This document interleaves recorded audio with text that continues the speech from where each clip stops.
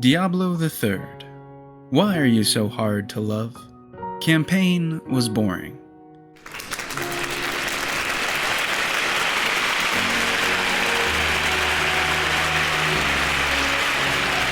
Now wait, before you get the torches and pitchforks, hear me out. Every game that I've reviewed so far, I've done so from the eyes of a new or casual player.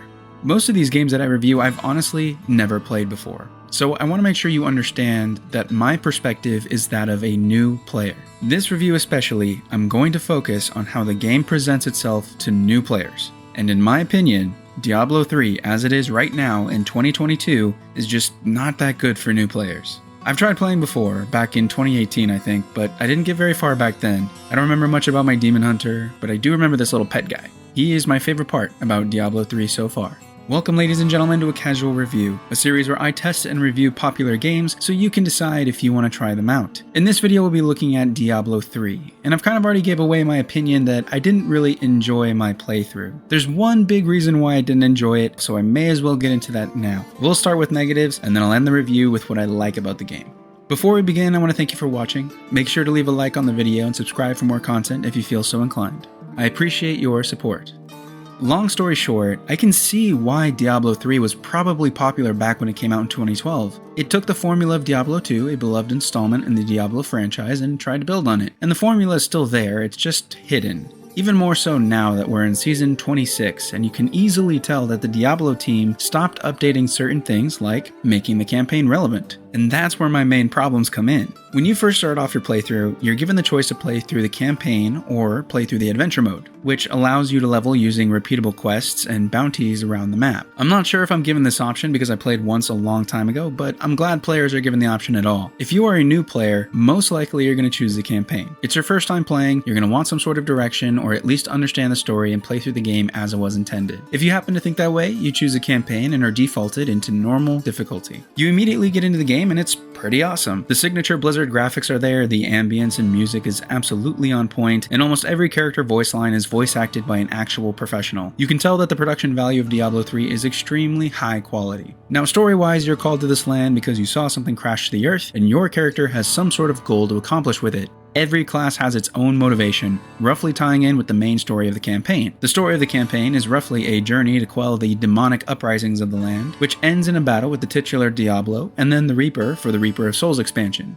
The combat system is super simplified. You have 6 skills to use and a good amount of them to choose from. I think it's a little weird that each skill slot has a type of skill that can be assigned to it, but it works. Each of these spells can be further augmented with runes, which allows for different playstyles, but it definitely lacks the amount of depth that other ARPGs give you. This is going to be a preference sort of thing. If you like complexity, play Path of Exile. If you like accessibility and the fewer but meaningful options, then play Last Epoch. But if you want a shaved down experience where you really don't have to think any further than, what do I think looks cool, then Diablo is it. I'm sure things get a lot more complex once you get to higher level gameplay, but for your first campaign run through, you don't have to worry about it. So far, everything's pretty good though. You get pulled into the story, the quests are interesting enough, and the combat is satisfying. Every attack has some weight to it. The skills are varied and fun to use. But okay, here's one thing that I can critique. I haven't reviewed ARPGs for very long, but the first thing that I learned in Path of Exile is that movement is absolutely necessary to staying alive.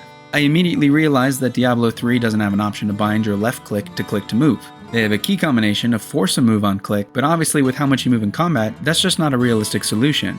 I found myself constantly having a problem with moving around big bosses or mobs to get out of their ability's damage zone. Okay, that's just one small critique. Let's keep going.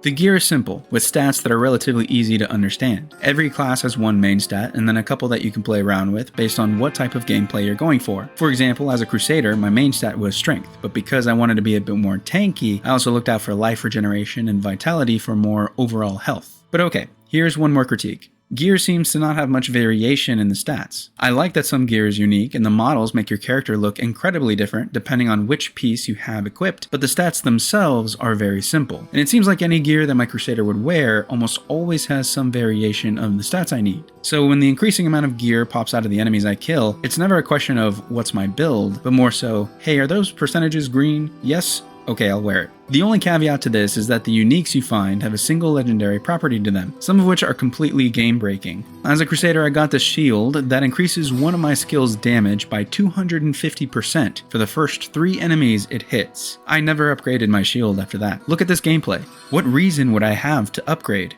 Everything just dies around me. And that leads to the main problem I have with Diablo 3's new player experience. Strap in, it's story time. When I started the campaign, I was defaulted into the normal difficulty. As a new player, I didn't think anything of it. I went on playing and just thought that the first act was going to be extremely easy. But even as I completed the first act and went on to the second, I started to notice that the gameplay was starting to get extremely repetitive. It wasn't the skills. Yes, they are simplified and progression has been as well, but they are interesting enough to keep your attention and provide for some varied gameplay. It's not the story or the atmosphere of the world. It seems like death and places where death lives, pretty standard. So it had to be that every time I would initiate combat with a mob of enemies, or they would come running at me, I would just sit there, spam one button, and destroy everything that was thrown my way, including bosses. As you play through the first couple acts, it becomes increasingly apparent that the normal difficulty is just not that difficult. So you're like, Jack, just raise the damn difficulty, you silly fool. I did. Early on, I changed the difficulty from normal to hard. I thought, ooh, I'm in for it now. Things are about to get interesting. Nope, same one-button gameplay. There are more difficulties after hard, but the recommendations on them say something like, you should have this many legendaries with skills and gems socketed or something like that. And this is where a bit of human psychology comes into play.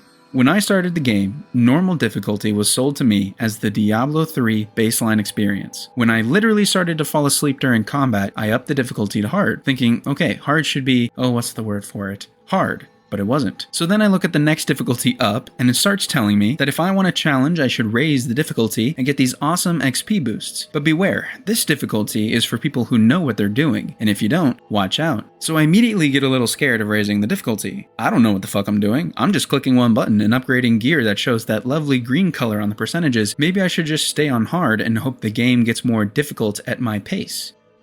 It doesn't. And this is just me being stubborn, but I finished the entire campaign on hard difficulty just to see if I could complete the entire game with my mouse. I think there was only a few times where I had to heal myself because I ran into a trap or something, but the majority of the game was just like this. Stand in one spot, spam the blessed hammer skill, and then move forward. After I finished the campaign and got into the endgame, I was like, fuck it, I'm gonna raise the difficulty as high as I can go and see if I can still beat it with my mouse. And I was pleasantly surprised that at some points I had to use other skills. The majority of the combat was still blessed hammer spamming, but the game was much more interesting at that point.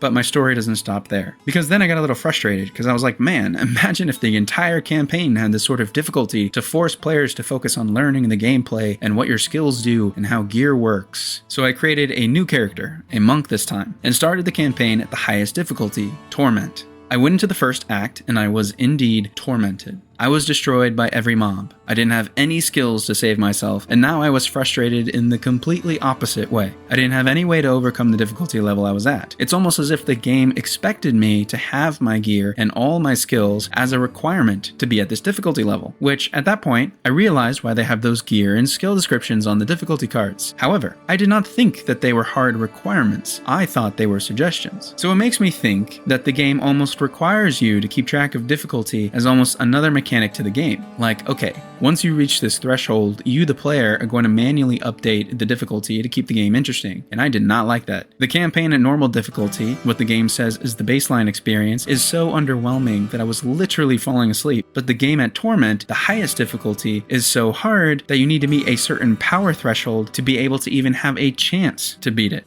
And again, if you are a veteran or someone that's played before and gone through this discovery on your own, you may not have a problem with this, but new players are going to have a really tough time navigating this sort of dynamic difficulty level that they manually have to update every so often. And the main problem is that if they don't figure this out, their experience may be similar to mine, where the baseline difficulty makes the gameplay incredibly boring. This is an opinion, so please don't feel like I'm trying to speak for everyone here. This was my experience, and when writing a review, I feel it's important to speak with integrity and be honest. So here's honestly what happened after I found these problems. I went online and looked up some posts from the community on forums. I watched a couple videos on why other people liked the game. I stuck with the game and played around in the endgame and actually progressed a bit with my monk too. My frustrations with the new player experience still stand, but I'm starting to see how there's a fun game underneath it all. One statement, one description of Diablo 3 is more true about this game than I have ever felt about any game before. This game starts at the end game. So let's get into some positives, because I'm sure Diablo fans have either stopped watching or are fuming at me for saying I fell asleep playing their game. Let's start with the game's aesthetic and presentation. When you start Diablo 3, the first thing you'll notice is a large emphasis on cinematic storytelling. This is probably the best thing about playing Diablo 3. The music is dark and ominous, everything is professionally voice acted, and there are both in-game and pre-rendered cinematics. Blizzard has always had amazing cinematics in all of their games, so there's no surprise there. I bought the Reaper of Souls expansion, and the scene that plays when you load the game is the expansion trailer, which is downright brilliant. And man, can I just say that the depiction of this guy's soul being ripped from his body and pulled towards the Reaper is creatively bone-chilling, and I love it. The graphics are unreal, the voice acting is on point, and even though when I first watched it, I had no idea what was going on, I bet this was a pretty big deal for fans at the time. Like I said, the voice acting is very well done, with each character you play having their own dialogue and different intro cinematics in each act to describe what's going on from their point of view. Along the way, you pick up some companions, and each of those are voice acted as well. As you play, there are even points where the companions will comment on what's going on and have conversations with you and other NPCs. I don't know why, but I felt like this was a great addition and really added to the feeling of immersion. Something else that I liked, even though the gearing system didn't feel impactful until around level 70, I do like that each piece of gear has a different 3D model, which makes your character look different and look stronger as you progress your power. One of the main systems that I liked was the Paragon leveling system. In a few words, the Paragon system is Diablo 3's endgame progression. After level 70, you gain Paragon levels, which allow you to directly spend points into your character's stats. This I really liked. Endgame progression that feels like you are directly influencing the stats of your character. This is probably the most easy to understand endgame progression system out of all the ARPGs I've played. Is it the most fulfilling? Well, I'll leave that up to you to decide. For now, I'll sum up my casual review. Diablo 3 is a game with a lot of good ideas and simplified, relaxed gameplay. It's not going to be as deep and complex as Path of Exile, or even Last Epoch for that matter. It's a game that you play when you just want to sit back, enjoy some nice visuals with repetitive but somewhat satisfying combat, and that's it. Until you get to the end game where things are more interesting, don't expect your first campaign run to be super challenging or fulfilling. The issues I had with difficulty are probably not just my problem alone. I'm sure there are a lot of players that try to pick up Diablo 3, or players who are coming back to it after a while, who will have to go through that discovery phase of just figuring out how to make the game feel good to play.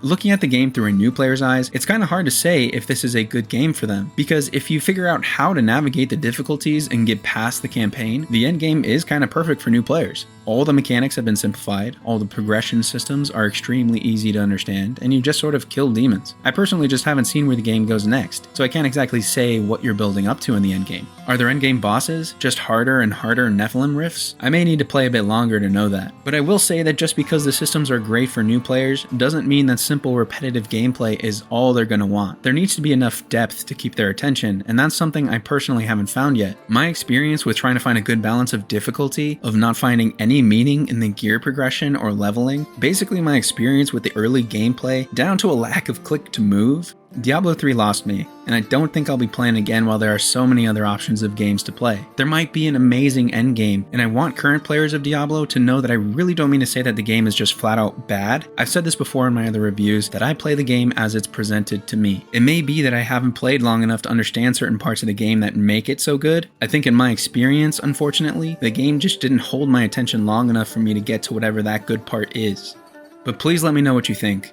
I would love to hear what veterans of Diablo have to say about the game, or if you have any thoughts on my experience in general. But most importantly, I hope you enjoyed the video. Leave a like if you liked it, and subscribe for more content. I hope you enjoy your Diablo adventures, and I can't wait to see what we talk about next.